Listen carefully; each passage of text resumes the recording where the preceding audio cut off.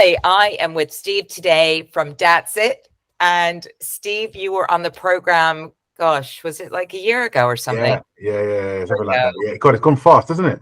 Oh my, that's so fast. And I mean, at that time, you were already doing your business. You were already selling your body butters. You were already out there. So let's kind of start from what what you do, and then we can talk about how it's progressed. Because I know there's a lot of people on Startup School who have got cosmetic products, skin products, body oils, they've got perfumes, things that are sort of around the space, and they're looking at the next steps they need to take, right? They're back where you were in your kitchen. Yeah. I mean, fundamentally, Datsit Skincare brand is just something that it's a love first and foremost. I make this stuff. I've been making this moisturizer for my family for many years. Lockdown came and I decided my children were the ones who are now 15, by the way, twins. They're the ones that would said to me, look, do you want to sell it to the public?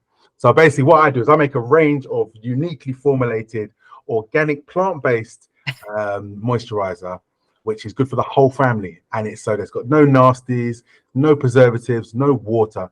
So what my main goal really is to make the family cream, the family moisturizer. So from babies up to the elderly, they can all use it and they can use it safely and reliably. That's my thing. That is much clearer than I remember it Check being. it out. So when I first came with you lot, my gosh, my initial statement, I was looking at it before I had the thing. I was looking at my initial statement and I was going through it. I was thinking, I was so convoluted in what I was trying to say. And you guys really are like, say it again. Now strip it back. And now present that again. And I was like, what am I doing? And the amount of times I've rewritten it, oh, it's amazing. But that's because of that seed you guys planted about tell somebody what it is you do clearly and succinctly. Succinct, I don't do. So I had to learn that. Yeah, for sure. Yeah. But look, you got there. Yeah. And part of it is what we tell people, which is you just have to keep saying it, right? And you have to keep talking to people. And one of the things that you'd already been doing was you'd been starting to sell in markets and had some visibility out there, albeit on a quite limited basis. I remember back then, but now it seems like that's quite established now. Yeah, so it's been a journey. I'm not gonna lie. And when we first started, so in January 2022, we were like, let's go this online thing. We're gonna just do this, spend money on Facebook ads and do all this stuff, and we're gonna be on everybody's streams because I know loads of people, and it's just gonna be this, that, and the other, and people are gonna go to our website and just buy. And month one, the initial, oh my God, it's Steve doing something. And then that died down. And then I'm selling one product a week, two products a month. And then it was like, okay. And then February came, and then March came, and the buzz, unless you keep spending, the buzz is dying down. So I was thinking, how am I going to get this amazing product to the people? Started doing markets. And I always loved car boots. I'd always loved car boots. And when I ran out of stuff in the house to sell, I'll go to auctions and buy stuff to sell. That's how much I loved car boots. And I've always been good with people. I love the interaction. I love community. So I went to visit a few markets, saw how people were doing, what was on sale there. Research is key, of course. So I wanted to do my local one first, which was Wimbledon. I did my local market, and my business started to grow from there because I was able to meet customers, hear what customers were, their experiences, what their problems are with moisturizers, their thoughts of what body butters were supposed to be and what happened to them, and all the stuff that people talk about and it never happens and never materializes, and I am still dry 2 hours later and this, that, and the other. And I'm taking all of this on and going, my cream is not that. My cream actually works. You need to try mine. And they're skeptical. And I tell my story about 50 times a day. Why are you doing it? I'm usually the only man in skincare. So the first thing they're saying, what are you doing? They think I bought a whole load of stuff from China and I'm reselling it. They look at me and I talk to them and I say, really? You made it for your children? Okay. Tell me about it. What's in it though? What's in it? And I put everything in it. And I said, I put it myself. They're like, really? You mean you make it? Yeah. Would you like to try it? And then after that, it's gone. I get 9 out of 10 people coming back to the store, rebuy, reserve, bringing their family over once they get to try. I can't go against Unilever. I can't go against Clarins. I can't go with those kind of big marketing shouting people. But what I can do, if Mr. Clarins is next to me in that market store, we can go head to head. And I'm telling you, I've got you every time. Every time. Look, you pack so much into that. The problem, like really hearing people's problems, right? Really listening and hearing what they're saying. Because then you know what your solution is. This is what my stuff does, and it's clear. And also the value of just being able to speak to people. Now, look, you are a very outgoing guy, so clearly that has never been a problem for you. I know that's not the case for a lot of people. They really struggle to speak to people, and they want to sell in markets. They want to get face to face. What you said about websites, I mean, that's gold, because I think everybody's been convinced by this whole online thing that everybody's shopping online and I'm just going to build a website and people are just going to go. And I keep saying to them, man, it's finding you in the desert, right? Yeah, you are 100%. Out there in the desert and somebody's now got to find you. Do you find, though, I'm curious to know, do you find that once somebody's bought from you in a market, they will go online and buy from you? Yeah. And not only that, I find people who try my product in the market who don't buy, literally the next day or the day after that, they purchase. Oh, that's interesting. That's the thing. I mean, if we go back to the listening point, it's the listening thing. So I always have my marketing stuff, the traditional flyer thing. I always have them on my desk, on my table. So it's got all my socials and my website on there. What was interesting in a confidence sort of way for the customer is like, well, why should I put my credit card on your website? I'm on Etsy as well. I'm also on Amazon now. I paid the money to be on Amazon every month. So again, other customers are like, oh, you're on Amazon. I shop on Amazon. I can add you to the basket. Now, at the moment, that's not my most lucrative income that way, but it reassures those other customers who are skeptical about, well, I normally shop at Boots or Superdrug. Why would I give you, Mr. Datsit, my credit card details? Yeah. That makes sense. And do you find with, I mean, these are a lot of different channels that you're using. I remember you started with just your website. Now did you expand to these other channels just because, what was your rationale for that? Because you could have just stayed as a website. Yeah, I am still, it's all in constant review at the moment because I think a lot of the charges are so hidden and there's never up front. And then I get an email from Etsy saying, we've now changed our formula. And so initially I did my website and Etsy. Etsy, the home of handmade, the home of the person at home making that stuff. But their whole website has gone nuts in the sense of that they're now allowing resellers on there.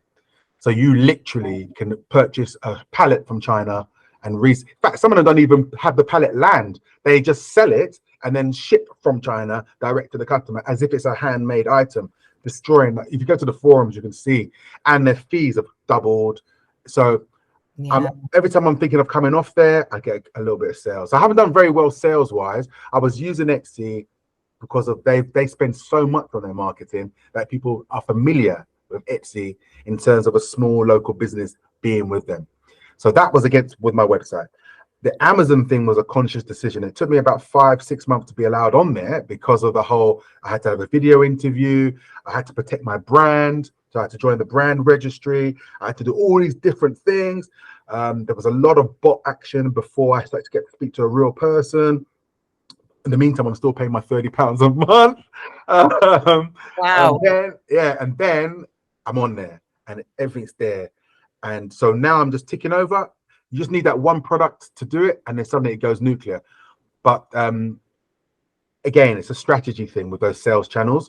At the moment I have those three, I might end up just using my website and Amazon alone in the end, because I keep reviewing it. I go back and keep reviewing. I look at the numbers. I look at the effort, the listing fees, and how much they take when I do a sale. I keep checking the numbers. So yeah, I might end up doing that. But at the beginning, I didn't know. It's guesswork. You take a plunge, and then I found out to my cost on some things. So yeah, I think going forward, I might streamline it just those two, because a lot of my competition, that big brands like Green People and stuff like that, they also do website and Amazon. My suppliers, my ingredients, the same. They do their website and Amazon. Oh, interesting. And I'm curious to know that when you first came on, I'll never forget this conversation where you said, I've got some friends who are journalists, and they said, oh, we'll write about your product. And you said, oh, I'm a bit frightened to do that, because what if I get all these orders? Like, what if I'm inundated with orders? How am I going to cope? How am I going to cope? And I said, that's a problem we all want to have. So you Yeah, deal with that problem when it arises. Let's not worry about that particular problem now. Let's just go for it and then see what happens. I mean, obviously, something like Amazon has the potential as well to do the same thing. Yeah. If they decide they're going to make it like a focused product, or they're going to do something. Where are you now in terms of, are you still operating out of your kitchen? I mean, what's happened in terms basically, of how I agree with that. Actually, it's post that conversation we had, to be fair. I'm not gonna lie, it was post that conversation, because the Amazon thing came after that, after I'd contacted a couple of my press people around that Christmas period. And then after that, it was in that same time I started doing the process for Amazon. Because it just, you never know what might happen. I want to be set up just in case it happens. So in terms of the production now, what ended up happening was, before I was like doing in the kitchen and that kind of stuff. I've taken over this room I'm in now. Was our dining room. My partner's like, yes, it is our dining room. And I have another family friend. I have a family friend who does their business at home as well. They don't rent space. They used to have offices and stuff. They decided to stop all that, save the expense. They took over a wing of their house. They sell skates and restructure skates, and they make a fortune. And they do it all from in their house, from this wing. And they have a door shut. So he came over and said, I'm not a person that talks about people's products. I'm straightforward. If I don't like something, I just tell you. But your stuff is amazing. So what we're gonna do? You need to take it seriously, mate. You need to take it seriously. Stop messing about. This is a business. Take it seriously. So what I'm gonna do for you? And he built me this massive workbench. oh my God. Literally, he built it, and he goes. So underneath, I've got different stations. So I've put all this white stuff over the top. So everything easy to sanitize, all in one room. So I'm on my computer in this room here. I've got my printer out here. I print all my labels for my postage. Over here, I've got all my boxes all ready to go, because I was doing them one by one before. He goes, why are you doing them one by one? Have them all ready. So I've got all my different size delivery boxes ready. My tape here. When I do production, I take the whole thing off the top, wipe everything down, sanitize everything, mask, gloves, production. And when I do my photography, this area is all white. I've got backdrop lights over there, photography and video. Everything is in this one room. I've got natural light from my photography here. I've got lamps. It's amazing. So it changed my mindset. Yeah. Everything went up then. Production. Oh, I see. Okay, so you lost your dining room. Yeah, lost my dining room, but production went through the roof.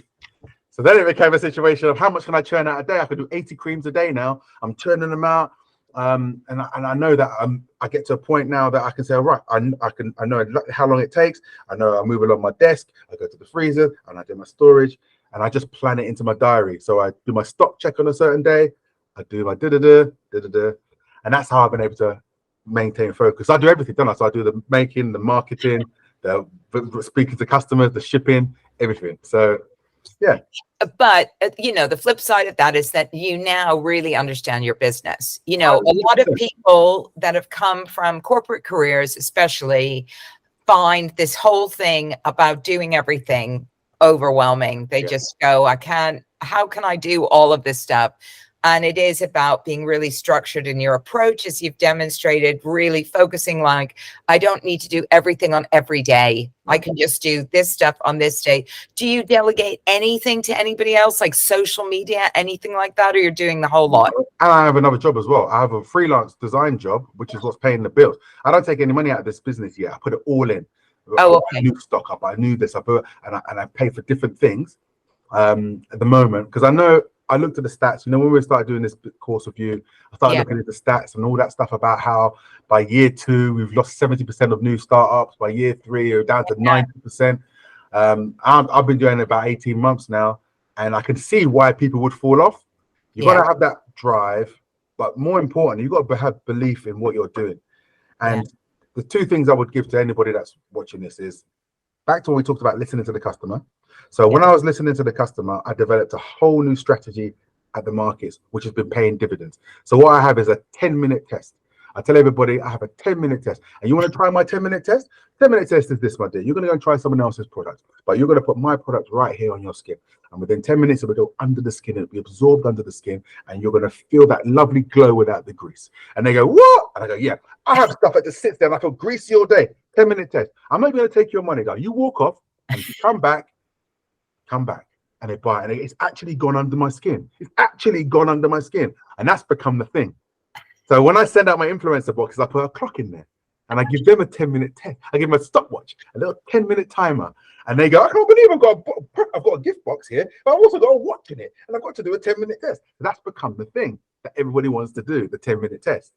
And so you listen to the customer is the number one thing. So that's been my thing for markets now. That's the only thing that's sending my products up.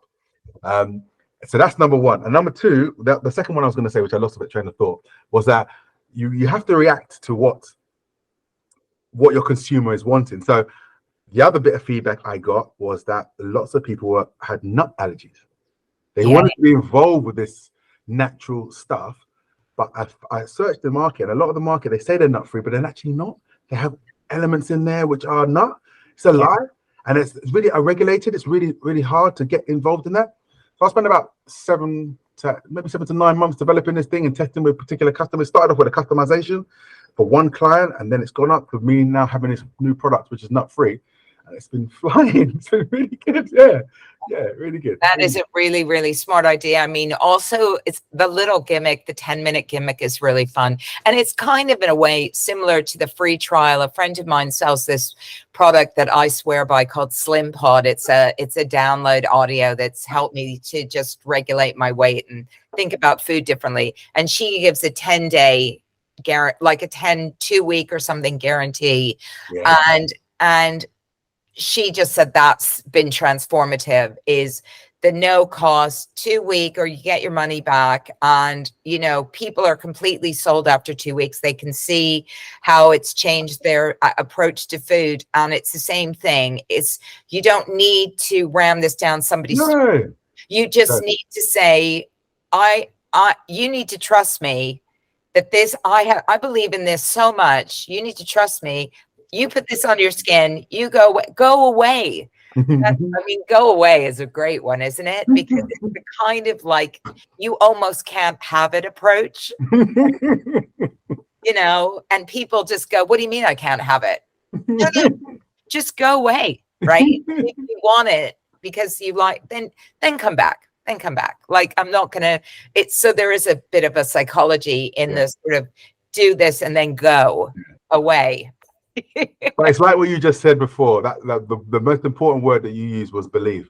You got to believe in the thing you're offering. Whatever your offer is, if you fundamentally believe in it, and this formula I made for my kids, I've already won. I believe in it 100%, and so that's what it is. And if it works for you, it really works for you. And then I'm happy to sell you this product. If it doesn't work for you, it's going to be another thing set on the shelf, or part of your journey of, I just don't trust skincare companies. Yeah, for sure. You know?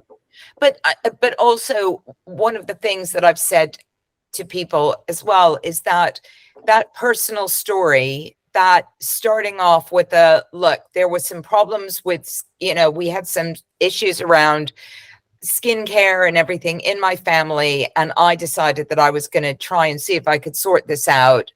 That personal story really resonates with people, because you're not saying, this is a skincare product and this is what it does and this is what it is and this is what it's made from. You've said, look, I use this with my family. I started this because of my family. Sometimes people do have these deeply personal stories.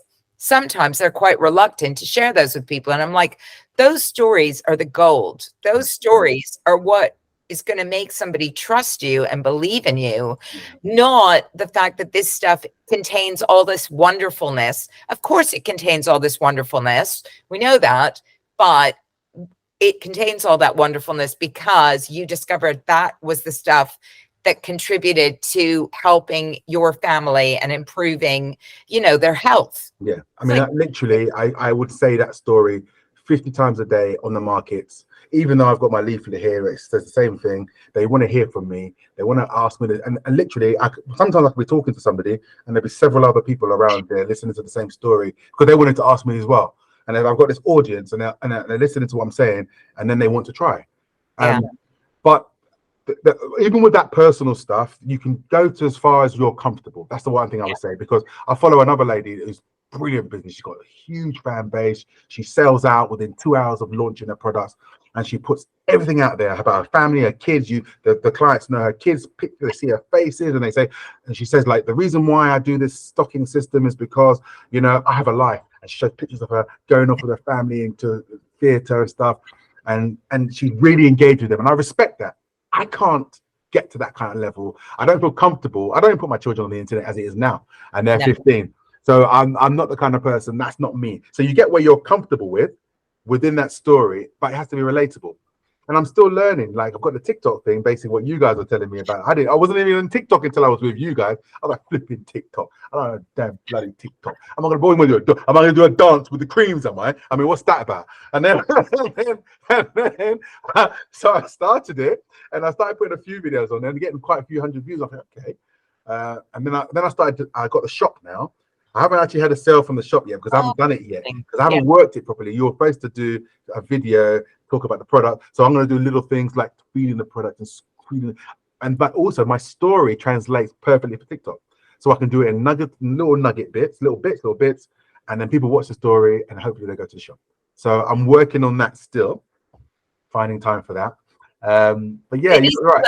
Look, I've been doing TikTok like every day now for a year on my other, we've started a startup school for seniors TikTok, and I've got a couple of other ones. And I have to say that, look, TikTok isn't for everybody, right? But once you overcome your fear of, I've got to do this, it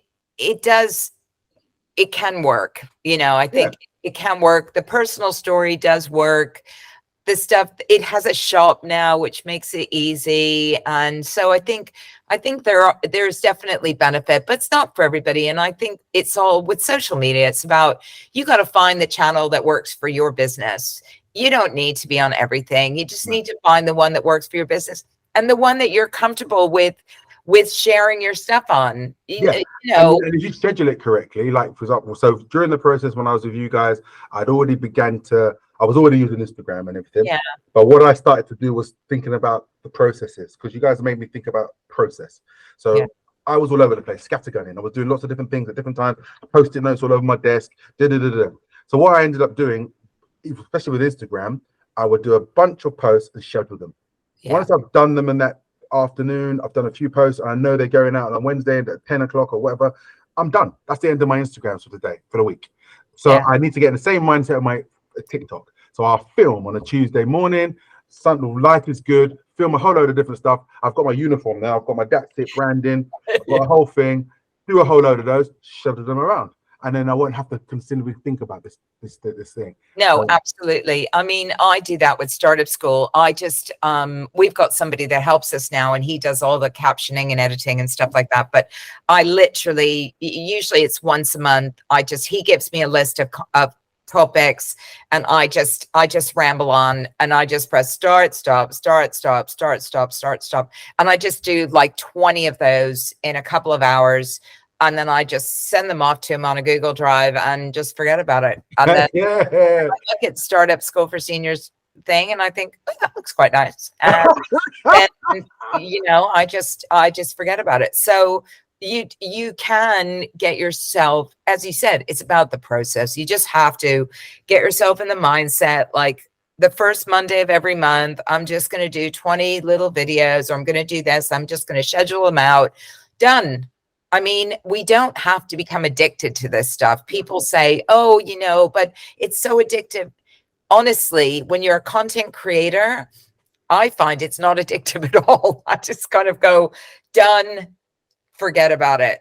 you know, And and it can be daunting for people who are starting. If they've got a nugget of an idea in their house, right, and they've thought about the idea, what they're about to do, what their offer is, and sometimes it could be overwhelming for people to think they've got to do the socials, they've got to do they got to thought out the idea, they've got to deliver the idea, they've got to talk about the idea, and they've also got to present this idea and then work out their sales stream and how they're going to get this income in.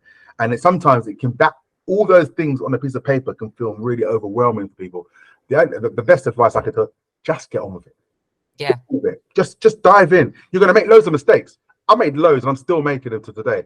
I've done my very first Alibaba Chinese purchase last month. I'm still waiting for it to be delivered. Fingers crossed that I've not been ripped off. But but had to be done. I had this beautiful box I'd done for these to the influencers. It's beautiful. I got this box with my Datsit logo and you open it up and it says glow without the grease. And inside you can see all the cream and everybody loved it. It was really nice and thick. I was paying £4.50 for each one of those boxes. wow, £4.50, and I couldn't pass all of that on. And now I got it down to £1.95 from China. But I made them send me a sample and I went for the whole. I was really scared of doing all of that. I did everything that my people advised me to do.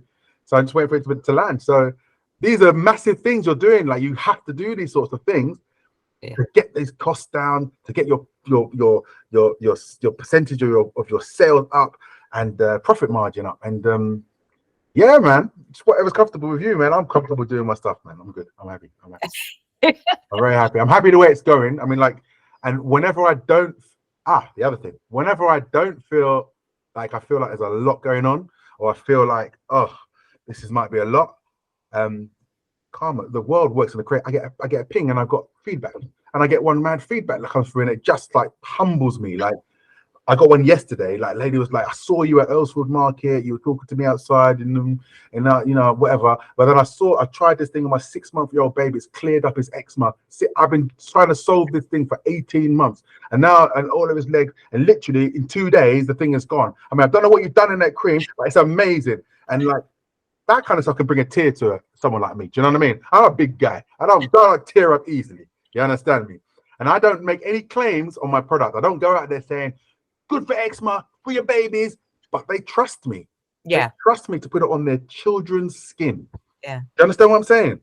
And Yeah. then they put it on and they get these results. And they take their time to type a message to me. I love it. Come on.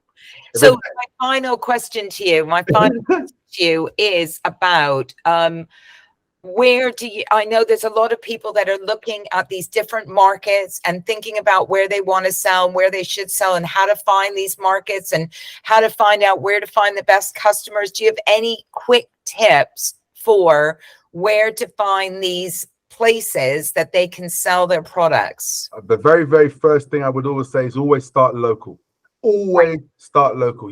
That's your area. That's where you live. You want to be the local person that does that, because that's your community. So that's the purpose. So I started in Wimbledon, which is my nearest market. I tried there first. Once you start there, you go there to meet them before you start trading. You see what else is on sale.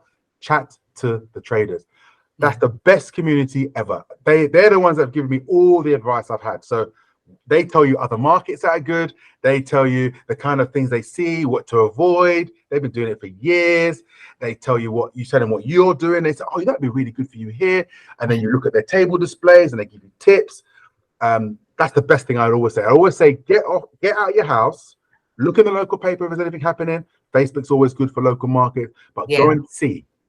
Go and visit your locals first, and then you spread out from there.